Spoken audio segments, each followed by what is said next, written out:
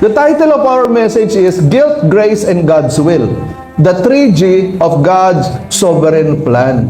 So ito yung pagkakataon na si Joseph ay governor of Egypt, the prime minister of Egypt, the second most powerful man, not only in Egypt, but in the entire world.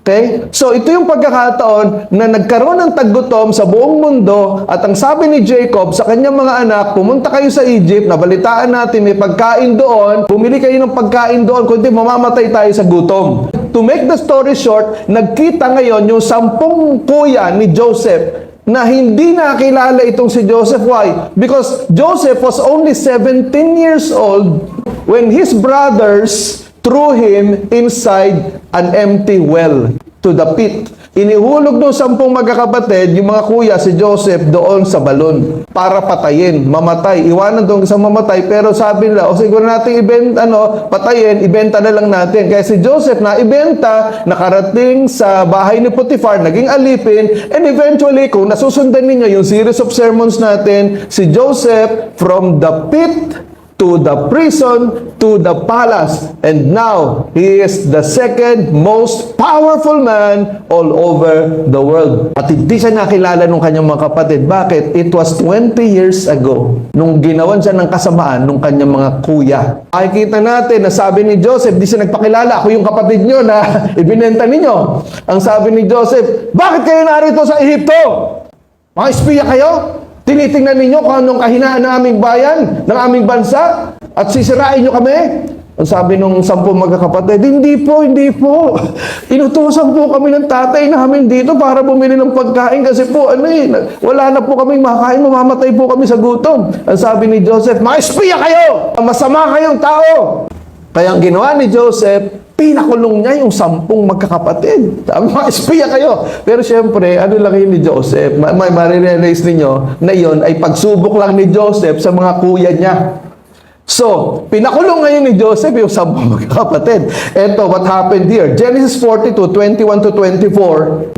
Sabi doon, then they said to one another, we are truly guilty concerning our brother. Dahil nakita natin, for we saw the anguish of his soul when he pleaded with us, and we would not hear, therefore his distress has come upon us. Yun ang sabi dito sa Genesis 42. So yun mismo magkakapatid, sinabi, we are truly guilty of what we have done to our brother Joseph. Kasi narinig natin kung paano siya nagmakaawa, na wag natin siyang patayin, wag natin siyang iwan doon sa balon, pero hindi natin pinakinggan. Ang sabi ni Ruben, yung panganay, si Reuben, hindi ba sinabi ko na sa inyo, wag niyong galawin yung bata? Hindi kayo nakinig sa akin. Ngayon, yung dugo ng kapatid natin, yun ang sumisingil sa atin ngayon. His blood is now required of us. Yun ang sabi ni Reuben, yung pinakapanganay. Pero sabi doon sa verses 23, 24, ng Genesis 42, but they did not know that Joseph understood them. For he spoke to them through an interpreter, and he turned himself away from them and wept. Then he returned to them again, and he talked with them, and he took Simeon from them and bound him before their very eyes. So, tingnan ninyo, sabi doon, hindi nila alam, nagsisisihan sila. Hindi nila alam, naiintindihan sila ni Joseph. Bakit? Hindi na nakilala talaga si Joseph. Akala nila, yung kaharap nila, isang Egyptian na hindi marunong magsalita ng Hebrew. Pero sabi dito, naiintindihan sila ni Joseph. Kaya si Joseph, iniwan sila pansamantala, umiyak, hubagulgol si Joseph. Umiyak, umalis doon sa... Kasi, bakit umiyak si Joseph? Naalala niya yung kasamaan ng kanyang mga kapatid. Bumalik uli sa alaala niya yung mga kasamaan na ginawa sa kanya, na iniwan siya sa balon, nagmamakaawa siya, hindi siya pinakinggan ng mga kapatid niya, pero mabuti na lang, because of God's intervention in the life of Joseph, hindi siya namatay doon sa balon, sa halip, ibinenta na lang siya ng kanyang mga kapatid, napunta siya kay Potiphar, naging alipin ni Potiphar, hanggang sa napunta sa palasyo. Makita natin dito yung guilt. The guilt. Ito mga kapatid, kaya pinakulong ni Joseph, sundan po ninyo sinasabi ko, kaya pinakulong ni Joseph yung kanyang mga kapatid, gustong turuan ni Joseph ng leksyon yung kanyang mga kuya. Anong leksyon ito? The test of guilt. The test of repentance. Joseph tested them in order to reveal the contents of their hearts. Hindi naman niya talaga intensyon na parusahan yung kanyang mga kuya. Kaya lang niya ginawa yun na pinakulong at inakusahan na spy kasi gustong malaman ni Joseph, ito bang mga kuya ko, repentant ito sa ginawa nila sa akin? Nagbago na kaya yung mga kuya ko after 20 years? Kaya si Joseph, ginawa niya ito under the direction of the Holy Spirit, under the direction of God. Itong si Joseph, ginawa niya ito para magkaroon ng takot, banal na takot sa puso ng mga kuya niya dahil nga doon sa ginawang kasamaan nitong mga kuya niya sa kanya. If we will go to the New Testament, 2 Corinthians chapter 7, ang sabi doon, godly sorrow brings repentance. Godly sorrow brings repentance that leads to salvation and leaves no regret. But worldly sorrow brings death. See what this godly sorrow has produced in you. What earnestness, what eagerness to clear yourselves, what indignation, what alarm, what longing, what concern, what readiness to see justice done. Going to the New Testament, back and forth, doon sa nangyari kay Joseph at doon sa 2 Corinthians 7, 10 to 11, meron palang tinatawag na godly sorrow saka worldly sorrow. Ano ba yung sorrow sa Tagalog? Kalungkutan. So, dalawang palang klase ang kalungkutan. Isang makadiyos na kalungkutan at isang makamundong kalungkutan. Yung godly sorrow, yung makadiyos na kalungkutan, nagdadala ito sa pagsisisi. Pero yung makamundong kalungkutan, ito ay nagdadala ng kamatayan. Pastor, paano po yun? O, ito. Ano nangyari kay Judas? Di ba si Judas, siya ang nagkanulo kay Kristo, di ba? Ano nangyari kay Judas? Hindi ba puno siya ng, sabihin natin, ng remorse, regrets, hanggang sa ibinabalik niya yung 30 pieces of silver, di ba? Pero hindi tinanggap. Ang ginawa niya, itinapon niya yung sa hagdan ng templo, yung 30 pieces of silver, at nagpakamatay siya. Si Peter, ilang beses niyang pinagkanulo si Jesus Christ? Ilang beses? 10 beses, di ba? 10? Tatlo. Tatlo lang. Pero si Peter ba nagpakamatay? Hindi. So, ibig sabihin, si Judas, worldly sorrow that leads to death. Si Peter, godly sorrow that leads to repentance. Kagaya na naman ito. Ang ginawa ni Joseph dito sa kanyang mga kuya, ano bang meron dito sa mga kuya ko na to? Godly sorrow ba or worldly sorrow? Meron tinatawag na true guilt saka false guilt. Ibig sabihin ng true guilt, alam mong may nagawa kang kasalanan, alam mong mali yung kasalanan ginawa mo at nakukonsensya ka.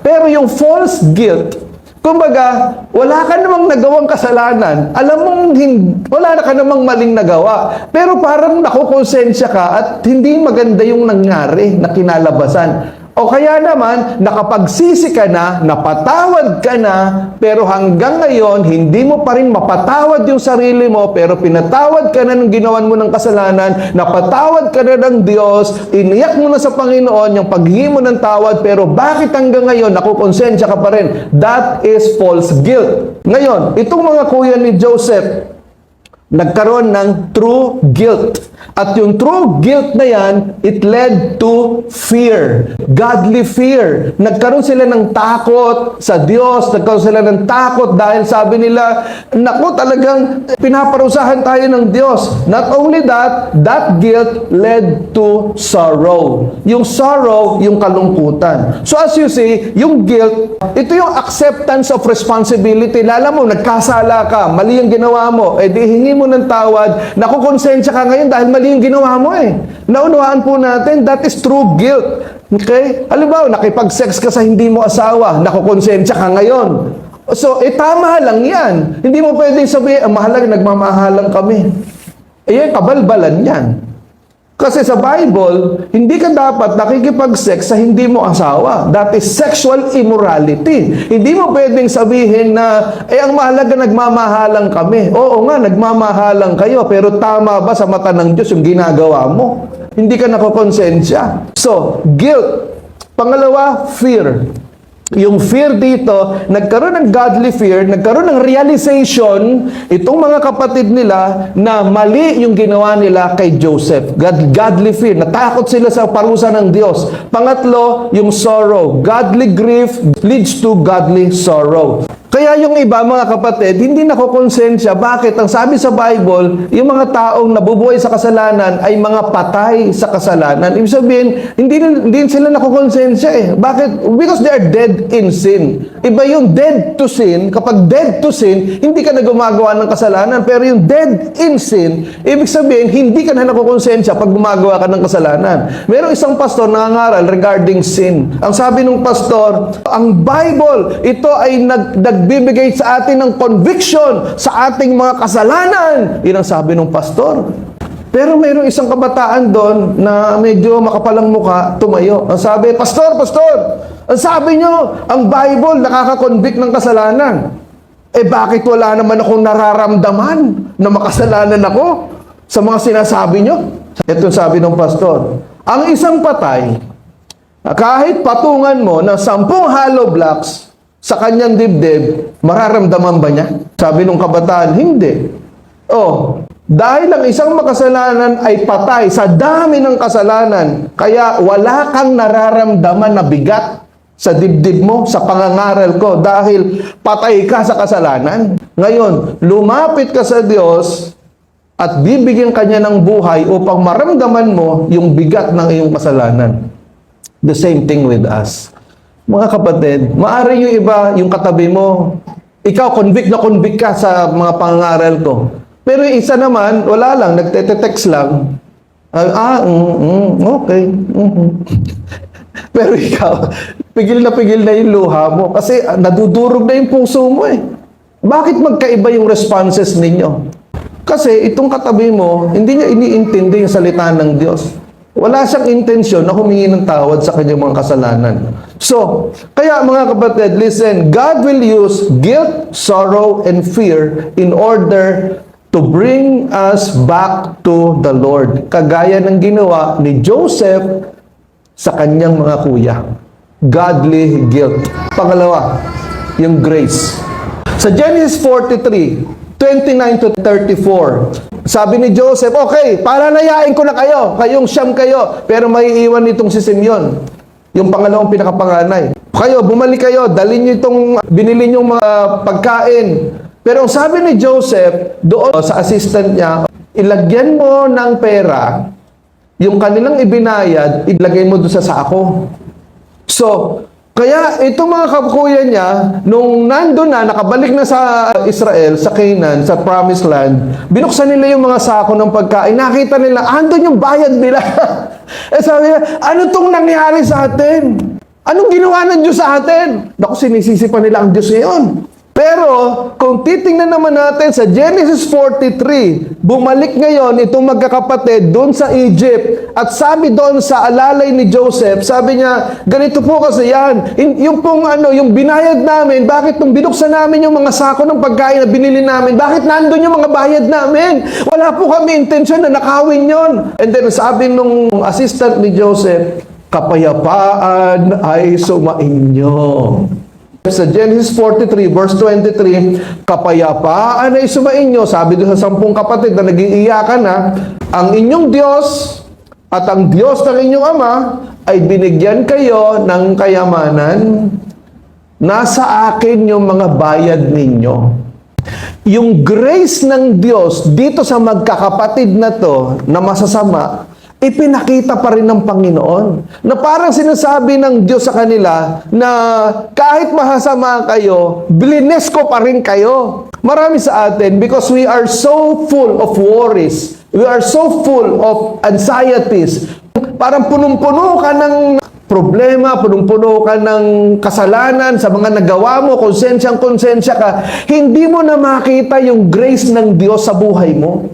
Hindi mo na ma-identify ano ba yung grace, ano yung curse, ano yung gift ni Lord, ano yung curse, na hindi naintindihan itong magkakapatid na to, na yung bumalik na kayamanan doon sa mga sako nila, regalo ng Diyos. Ang kaya sabi ng assistant ni Joseph, I have given you treasure in your sacks. Binigyan ko kayo ng kayamanan, yung mga bayad nyo na sa akin. So it is an act of grace from the Lord.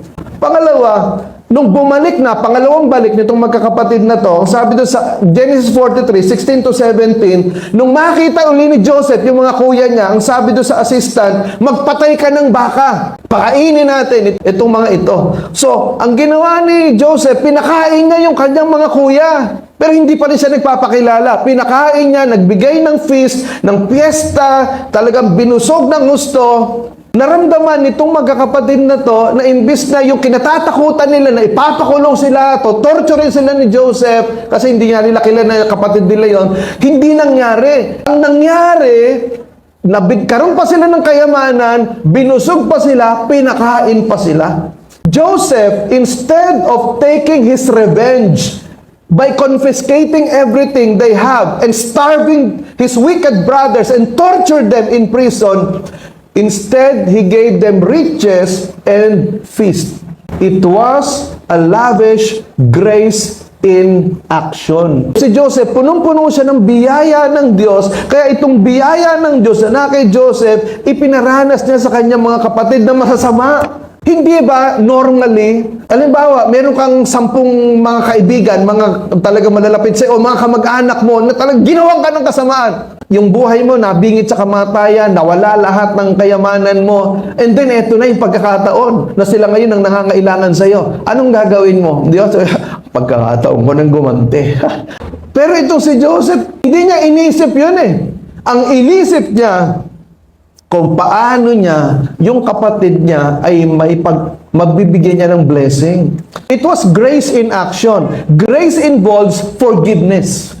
Ang biyaya ng Diyos ay nakaakibat dito ang pagpapatawad. If you have experienced the grace of God in your life, that grace must be converted into forgiveness. Kasi naranasan mo yung biyaya ng Diyos eh. Naranasan mo yung kapatawaran ng Diyos. Sino ka para hindi magpatawad? Kung si Jesus nga, pinatawad tayo doon sa cross. Ibinigay niya yung kanyang sarili doon sa krus ng Kalbaryo para sa ating kapatawaran. Ikaw pa, hindi ka marunong magpatawad. Hindi ba, one of the 7 last words of Jesus, sabi niya, Father, forgive them, for they do not know what they are doing. Okay, pangalawa, grace involves forgetfulness. Yung panganay ni Joseph, Manasseh was the firstborn of Joseph. Ibig sabihin niyan, forget. Ibig sabihin, yung grace, it leads us to forget the wrongs that have been done to us. Grace means you will forget the power of bad experiences in your life.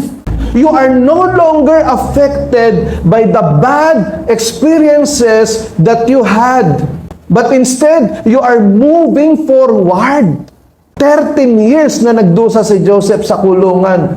Pero ang sabi niya, I will call my son Manasseh because God will teach me, God led me to forget all my miseries. Pangalatlo, grace involves festiveness. Ito yung kasiyahan. Remember sa prodigal son, Luke chapter 15.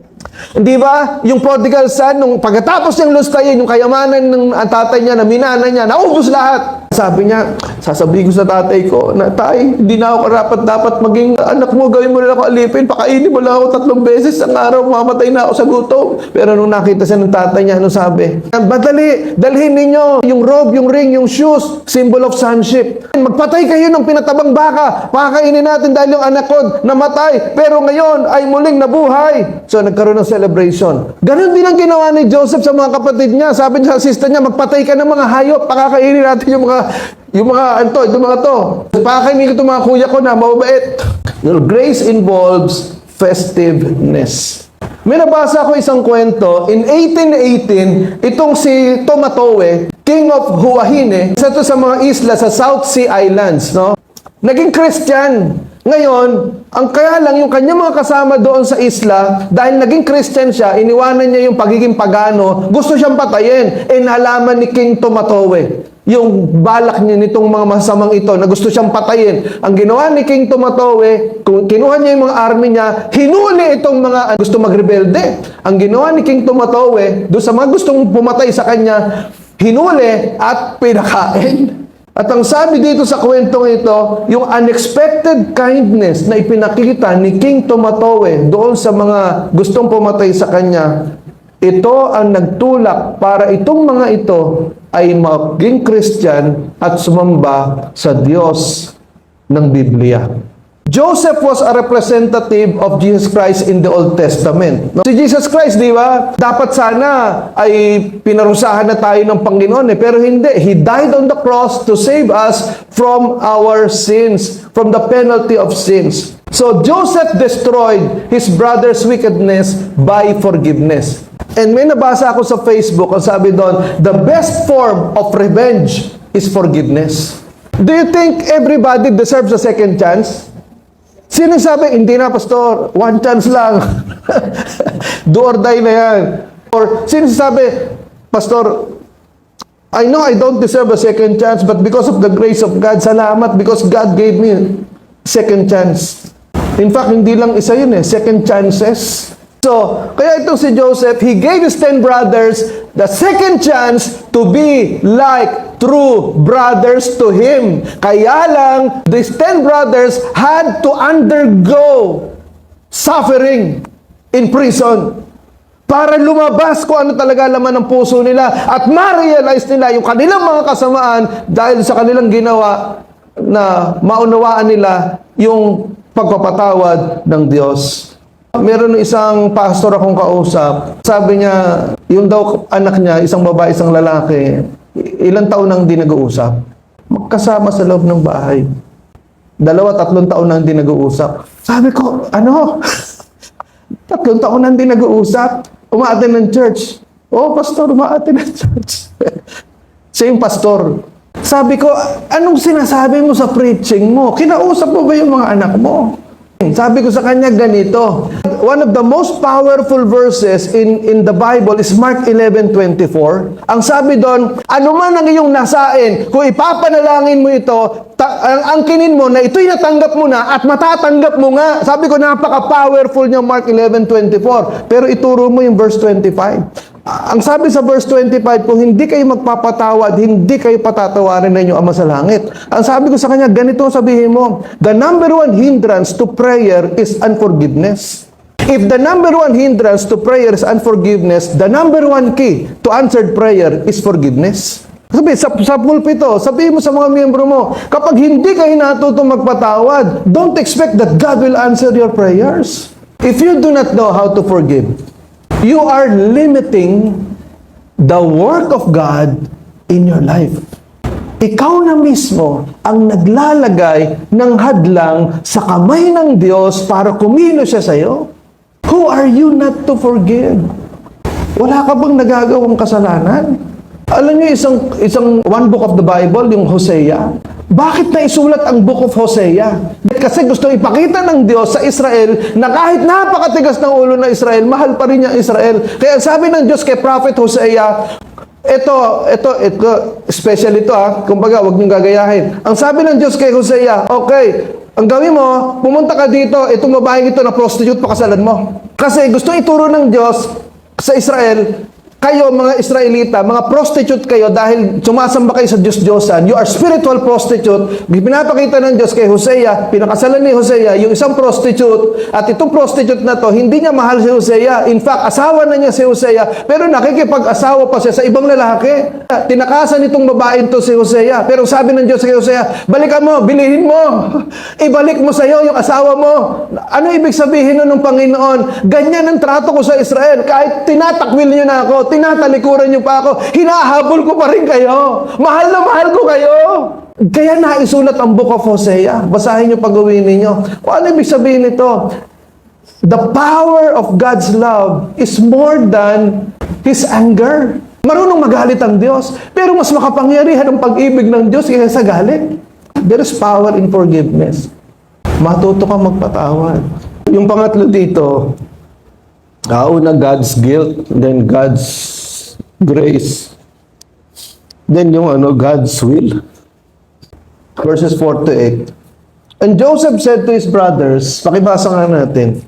Joseph said to his brothers, please come near to me. So they come near. So then he said, I am Joseph, your brother, whom you sold But now do not therefore be grieved or angry with yourselves because you sold me here. For God sent me before you to preserve life. For this two, Sent me before you to preserve a prosperity and to save your lives by a great deliverance. Now it was not you who sent me here, but God. And He has made me a father to Pharaoh. and the Lord of all his house and a ruler throughout all the land. Okay, so salamat. Ang sabi ito, God's will. So sinasabi ngayon ni Joseph, ito na yung the great revelation. Sabi dito ni Joseph, hali kayo. Hindi na talaga makontay ni Joseph. Nagpakilala na, ako to yung kapatid niyo. I am your brother whom you sold into Egypt. Binenta niyo ako, pero ang Diyos ang nagpapunta sa akin dito eh. Ilang beses binanggit ni Joseph yung God sent me here to Egypt. Ilang beses? Bilangin ninyo. Ilang beses? 3 beses. God sent me here to Egypt. God sent me here to Egypt. It was not you who sent me to Egypt. It was God who sent me to Egypt. Ginamit ng Diyos yung mga masamang puso ninyo, yung galit ninyo sa akin, yung inggit ninyo, pero overall, it's God who sent me to Egypt. Makikita natin dito the sovereign will of God. Joseph had to teach his brothers how to submit to authority. Bakit? Kasi ginagamit ng Diyos itong sitwasyon na ito dahil yung mga anak ni Jacob, sila ang magsisimula ng lahi ng Israel. Hindi pwedeng magsimula itong lahi ng Israel kung yung mga anak ni Jacob hindi tumitino. Kasi kung hindi titino yung 10 anak ni Jacob na yan, minus si Benjamin na bunso, saka si Joseph, kung yung 10 kuya ni Joseph hindi titino, what will happen to the nation of Israel in the succeeding chapters? Masisira ang Israel. Naiintindihan po ninyo, napaka-crucial ng karakter nitong 10 na ito. That's why God had to teach Joseph how to withstand all the trials, and in return, Joseph had to teach his 10 kuyas how to surrender their lives to the Lord, how to submit to authority. Pinapakita ng Diyos sa kanila, hindi nga si Joseph yung panganay, pangalawa siya sa bunso, pero siya itinakda ko na maging leader. Kaya kayo, kahit mga kuya kayo, matuto kayo magpasakop. Kapag hindi ka marunong magpasakop sa authority ng leader mo, ng nanay mo, ng tatay mo, ng discipler mo, ng pastor mo, you will live a life of a rebel. Walang mangyayari sa'yo. Tatanda ka, puputi ang buhok mo, pero walang asenso, walang pag-angat sa buhay. Bakit? Hindi ka marunong sumunod eh. Hindi ka marunong magpasakop sa authority. Sinusunod mo yung gusto mo.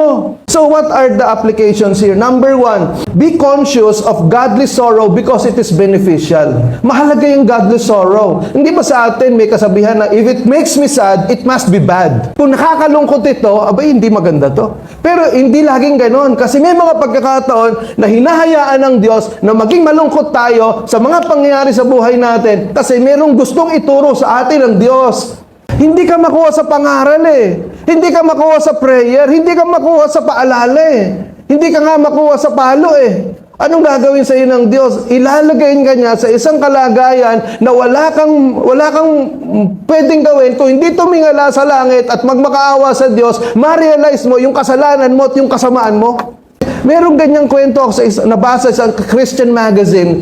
Yung nanay, pray ng pray, Lord, yung anak ko, Lord, alalahanin mo yung anak ko, Lord, ang tigas ng ulo ng anak ko, Lord, kabagan mo yung anak ko. Alam nyo, ang nangyari, itong anak niya, imbis na magbago, nakulong. Pero hindi alam ng nanay, sinasagot pala ng Diyos yung panalangin niya. Bakit? Nung nakakulong yung anak, doon tumino.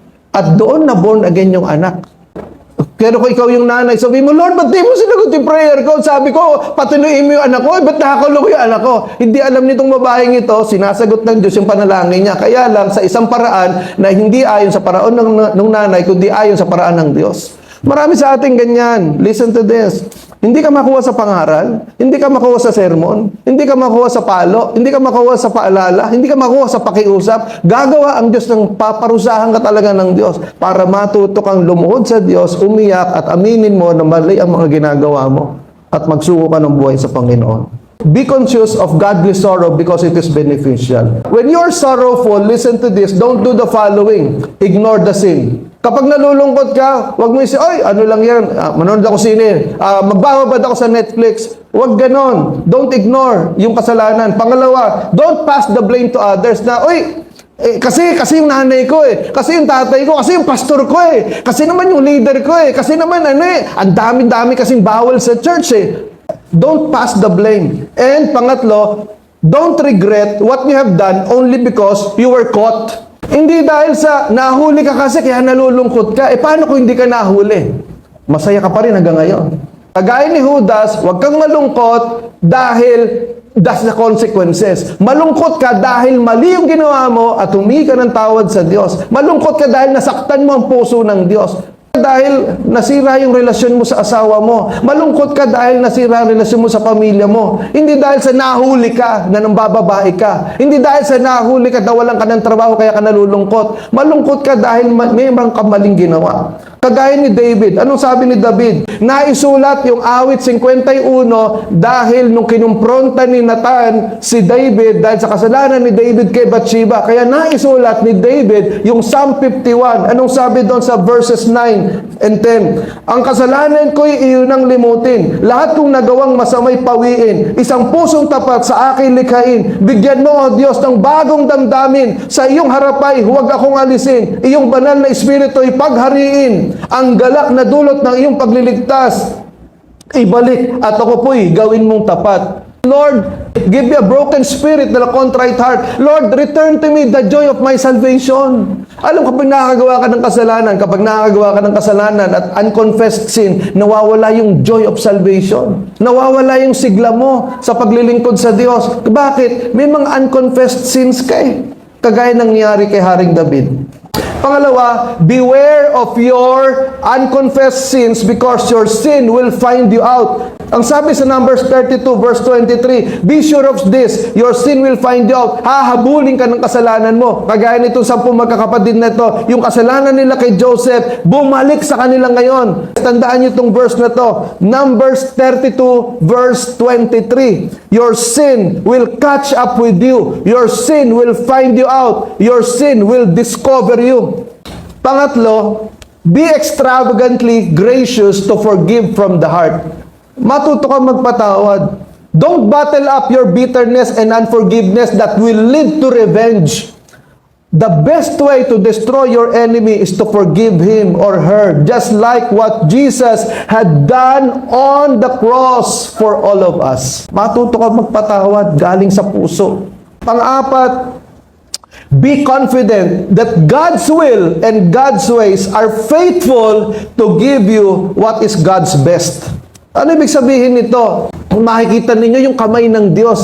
Magmula Genesis 1 hanggang sa Genesis 45, makikita mo yung kamay ng Diyos. Be confident that God's will and God's ways are faithful to give you what is God's best. Maaaring hindi mo naiintindihan yung nangyayari sa iyo. Maaaring hindi mo naiintindihan yung sama ng loob, yung sakit ng damdamin. Hindi mo maintindihan bakit nangyari sa iyo ito.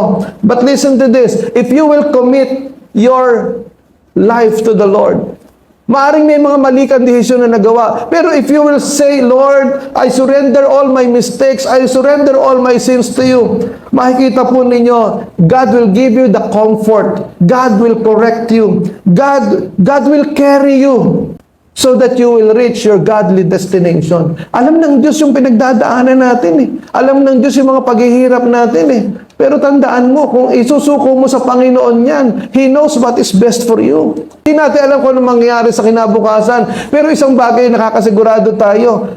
Sigurado tayo na ang Diyos na ating sinasampalatayanan, hawak niya ang ating kinabukasan. Yung pinakapanghuli at paborito ko itong kwento na to. Okay? It's about the story of a plane bomber pilot, si Jacob de Chazer. Alam niyo yung Pearl Harbor, di ba? Yung Pearl Harbor, binomba ng mga Japanese yan. Nung binomba ng Japanese ang Pearl Harbor noong 1941, tama ba? December 8, 1941, if I'm not mistaken, binomba yung Pearl Harbor. Gumanti ngayon ng Amerika. Nagpadala ngayon ng Amerika ng mga plane bombers. Ito, yung si Captain Doolittle, yung kanyang mga fighter planes, pinadala niya ngayon sa Japan. Gumante. Nung nagkataon, nahuli itong mga fighters na to. Naging prisoner of war itong si Jacob de Chazer. Pinarusaan siya, tinorture siya. Galit na galit siya ngayon sa mga Japanese. Lalo siyang nagalit kasi nakita niya, tinutorture yung mga kasama niya. Araw-araw tinutorture sila. Pero one time, naisip ni Jacob na, bigyan niyo nga ako ng Bible. Nagmamakawa siya doon sa mga Japanese soldiers. Bigyan niyo ako ng Bible. Pero kulit siya ng, bigyan niyo ako ng Bible. Bigyan niyo ako ng Bible. Kasi naalala niya yung mga tinuro sa kanya sa Sunday school, at naalala niya yung pagpunta niya ng church. Sabi niya, bigyan niyo ako ng Bible. So, one day, binigyan siya ng Bible ng isang Japanese soldier. Sabi, ito ang Bible. 3 weeks lang 3 weeks lang. 3 linggo mo lang tumabasahin, tapos kukunin namin sa iyo. So, ginawa ni Jacob de Chazer, binasa niya for 3 weeks, maghapon, magdawag, binasa niya yung Bible. And you know what? Itong si Jacob de Chazer, na isang agnostic, ibig sabihin, hindi naniniwala sa Diyos, he came to believe in God while reading the Bible inside the prison camp in Japan. Doon sa pagkakulong niya, doon niya nakilala, na-realize kailangan niya ang Diyos. Binasa niya ang Bible, nung nakakulong siya, nakilala niya kung sino ang Diyos, na-realize na totoo pala ang Diyos. Nabago yung puso ni Jacob, na habang tinutorture sila, nagkaroon siya ng hindi galit, napalitan yung galit ng awa. Awa at pagmamahal dito sa mga Hapon na ito na nagtutorture sa kanya. And nung siya'y napalaya na, tapos na yung gera, napalaya na, alam niyo to si Jacob de Chazer, bumalik ng Japan as a missionary, as an evangelist. Sa sobrang pagmamahal niya sa mga Hapon, na nagtorture sa kanya, pero binalikan niya, prinis niya yung gospel, maraming Japanese ang nakakilala sa Panginoon. Gumawa ngayon si Jacob de Chazer na isang gospel tract kung paano siyang born again, paano siya naging Christian. And you know what? Itong gospel tract na ito, nakarating sa isang fighter plane bomber, yung leader na bumomba sa Pearl Harbor na Japanese, si Mitsuo Fuchida, nabasa niya ngayon, the leader of the Japanese Pearl Harbor bombers, nabasa niya yung gospel tract na ginawa ni Jacob de Chazer, itong si Mitsuo Fuchida na born again. Itong si Mitsuo Fuchida na galit sa mga Amerikano, kaya nga siya yung leader ng bumomba sa Pearl Harbor na more than 3,000 na American sailors ang namatay, na born again, nagkaroon ngayon ng pagmamahal sa Amerika. Hindi lang yon, itong dating magkaaway na to, naging magkaibigan because of the love and forgiveness that they experienced from the Lord Jesus Christ. It is a story of guilt, grace, and God's will. Kung si Jacob de Chazer, hindi siya nakulong, naging prisoner of war sa Japan, sa palagay niyo maboborn again siya? Sa palagay niyo magiging evangelist siya sa Japan? At itong si Mitsuo Fuchida, sa palagay niyo maboborn again at magiging evangelist sa Japanese communities? Kung hindi nakulong itong si Jacob de Chazer, it will not happen. So makikita ninyo, the guilt, the grace, and the will of God in operation sa buhay ni Jacob de Chazer. Kagaya din naman natin, no, mga kapatid, no? God loves us so much. Mahal ka ng Diyos, and He has a wonderful plan for your life. Maaring hindi mo naiintindihan bakit nangyari sa iyo to, pero listen to this. You trust in the love and forgiveness of God. Mahal ka ng Diyos. Maganda ang plano ng Diyos sa buhay mo. Lumapit ka sa Diyos, huwag kang bibitaw, at makikita mo, you will reach your destiny because of your faith in the Lord.